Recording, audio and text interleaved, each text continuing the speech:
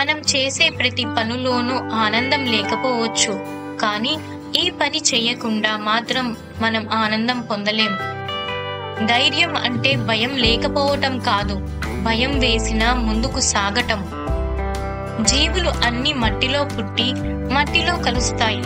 ఇది అర్థం కావాలనే మన పూర్వీకులు చెరువు మట్టితో చేసిన వినాయకుడిని పూజలు చేసి చివరకు చెరువులో నిమజ్జనం చేశారు. దుఃఖాన్ని మర్చిపోవాలంటే తీరిక లేని విధంగా ఏదో పనిలో పడిపోవాలి. విజయం గొప్పది కాదు, సాధించిన వ్యక్తి గొప్ప. బాధపడటం కాదు, బాధను తట్టుకోవటం గొప్ప. బాంధవ్యాలు గొప్ప కాదు, వాటిని నిలబెట్టేవాడు గొప్ప. తెలియని వాళ్ళు మోసం చేస్తే తెలియకుండానే మర్చిపోతాం మనం, కానీ మనసుకి నచ్చిన వాళ్ళు మోసం చేస్తే మరణించేదాకా మర్చిపోలేము. ఒక నిమిషంలో జీవితం ఏమీ మారదు, కానీ ఆ ఒక్క నిమిషంలో ఆలోచించి తీసుకున్న నిర్ణయం జీవితాన్ని మార్చేస్తుంది. ఇది నగ్న సత్యం.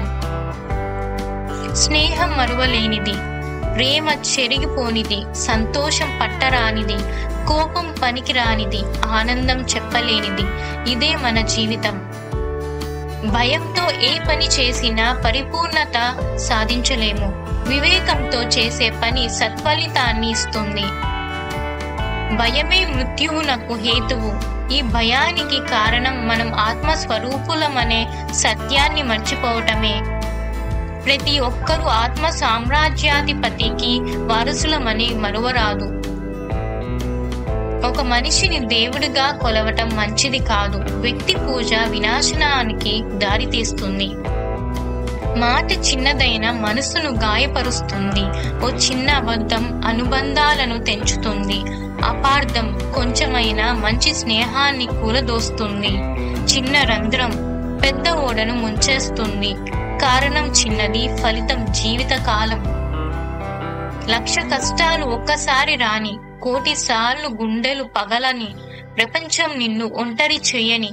ఓ కార్యశూరుడా, చెదరకు బెదరకు. నీ వద్ద అద్భుతమైన ఆయుధం ఉంది, అదే నీ ఆత్మవిశ్వాసం. చితి శవాన్ని దహిస్తుంది, చింత ప్రాణాన్ని దహిస్తుంది.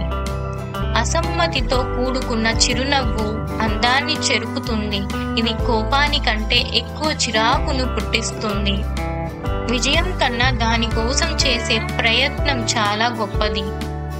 ఎవరో వేసిన సంకెళ్లను వారినే వచ్చి తీసేయమని ప్రాధేయపడటం కంటే సత్తా పెంచుకుని వాటిని తమంతట తామే ఛేదించుకోవటం మంచిది.